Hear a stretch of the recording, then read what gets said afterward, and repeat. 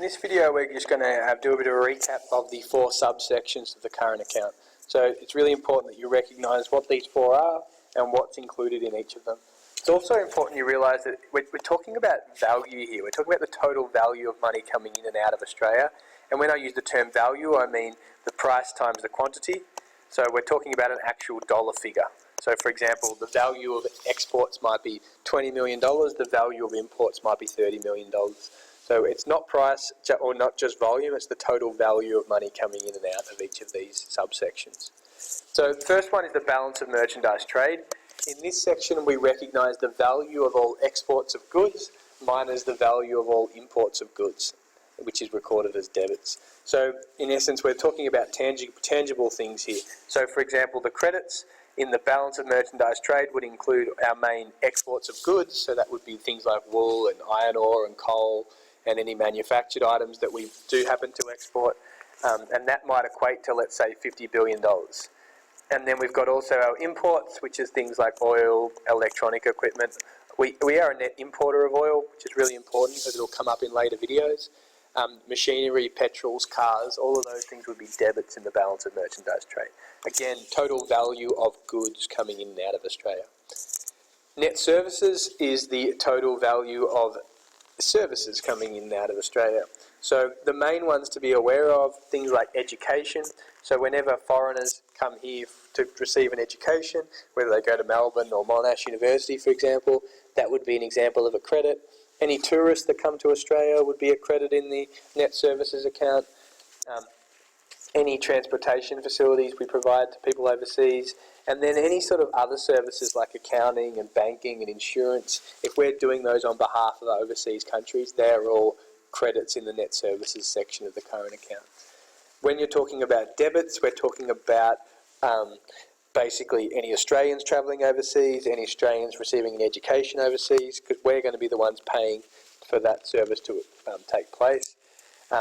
Royalties, so if we're paying royalties to singers overseas, for example, so if I'm dressing up as Michael Jackson and singing songs, then the royalties could go back to Michael Jackson for me using his songs. Any insurance services or banking services that foreigners provide to Australians would also be in the net services account.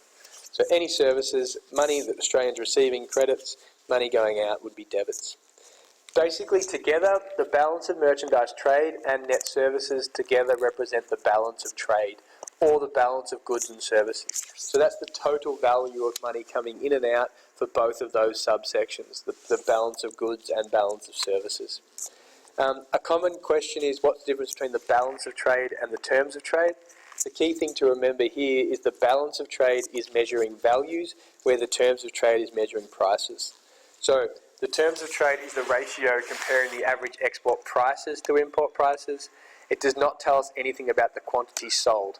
It's just telling us what the average price in the price index for exports is compared to the average price for imports. Whereas the balance of trade is measuring the total value of goods and services coming in and out.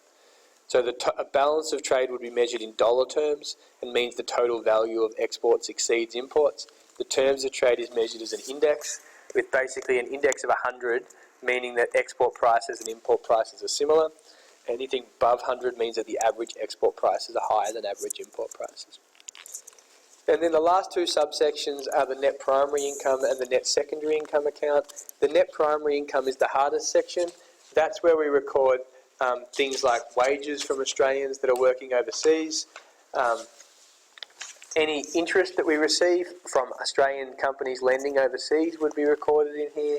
Any dividends we receive from shareholdings, and any profits earned, this is a big one, any profits earned by Australian companies working overseas would also be in the net primary income account.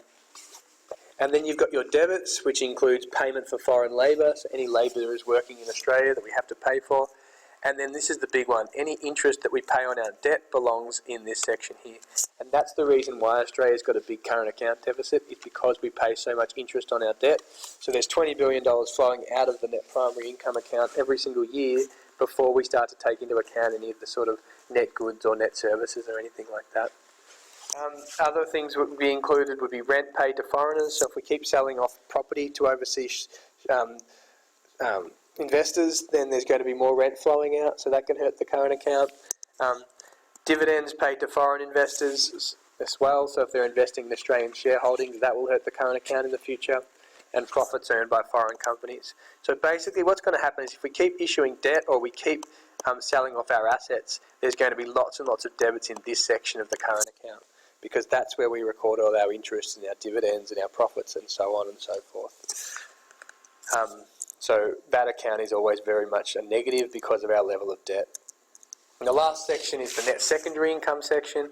This is basically the smallest section of the current account. It records one-way transactions where only one thing is being exchanged. So what I mean by that is if we're to give a gift, if gifts were to come into Australia, so you had a relative overseas that sent you money, that would be included here. Any foreign aid that Australian receives from overseas would be in this section of the current account.